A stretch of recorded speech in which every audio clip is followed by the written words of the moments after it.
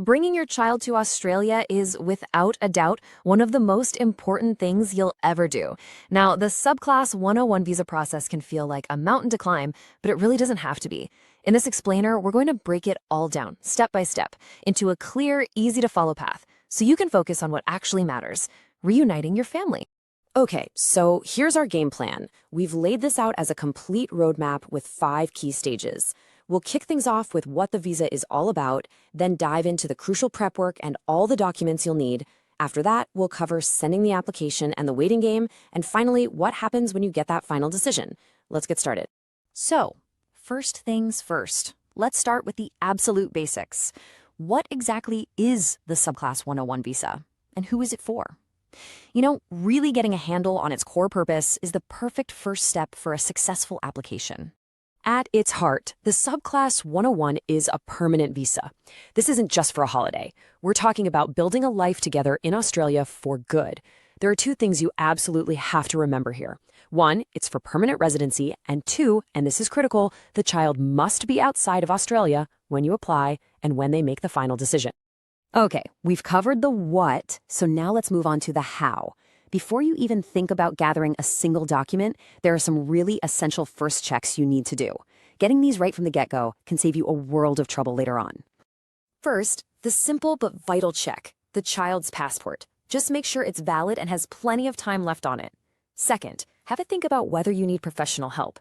If you do, and this is really for your own protection, you have to use a registered migration agent or a legal practitioner. It's the only way to be sure you're getting legitimate, accountable advice. All right, now we're getting into the real heart of the application, the document checklist. This is, without a doubt, the most detailed and important part of the whole process. This is where getting every little detail right is everything. I know, looking at a long list of required documents can feel, well, a little bit terrifying. But don't you worry, we are going to break this down into clear, logical groups, which should make it much, much easier to tackle one piece at a time. First up, let's talk core identity documents. You're going to need copies of the child's passport, the page with their photo and all their details. You'll also need their national ID card if they have one, and any official documents showing a name change. Then you'll need 4 recent passport-sized photos. Pay close attention to the size and that they're recent. Less than 6 months old is the rule. And of course, if the child was adopted, the official adoption papers are absolutely essential. Next, proving the relationship in getting legal consent. This part is so important. You'll need the birth certificate, of course. But here's the crucial bit. If there's another parent with legal rights who is not moving to Australia, you absolutely must have their formal written consent. This is done using a specific form, Form 1229, and you have to include a copy of their signed photo ID, like their passport, to prove the signature is genuine. Now, for kids who are 16 or older, there are some extra character requirements. They'll need police certificates from every country where they've lived for a year or more in the last decade.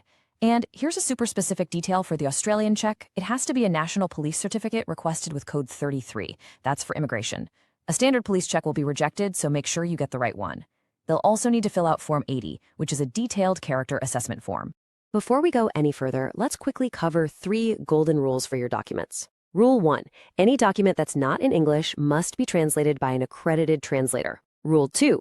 And please, please listen to this. Send certified copies of everything. I can't say this enough. Do not send your original documents. You might not get them back. And Rule 3. Make a full copy of the entire application for yourself. This is your safety net.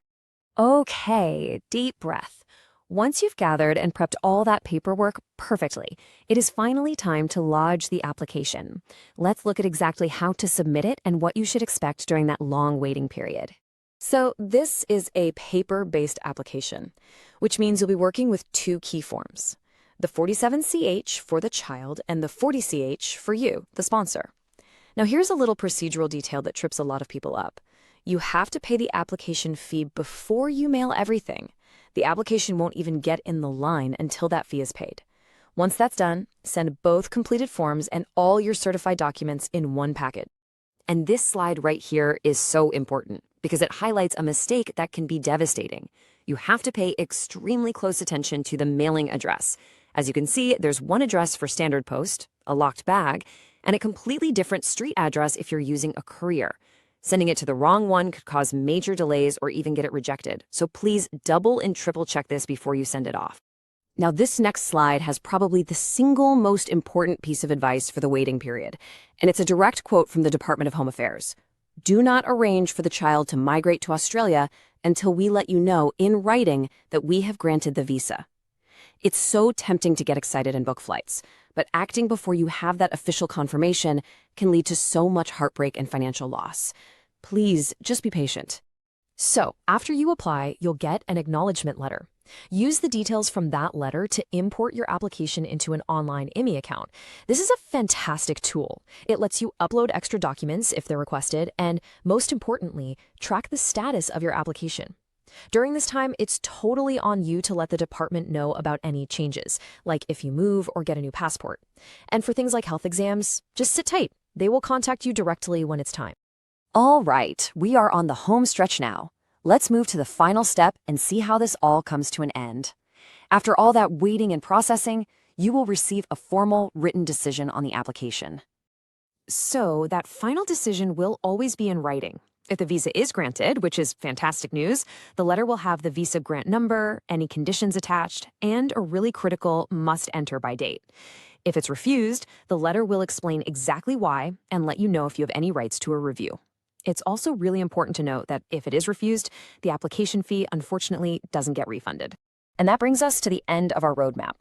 I know it's a process that demands a ton of attention to detail, but you have to always remember the goal here, reuniting your family.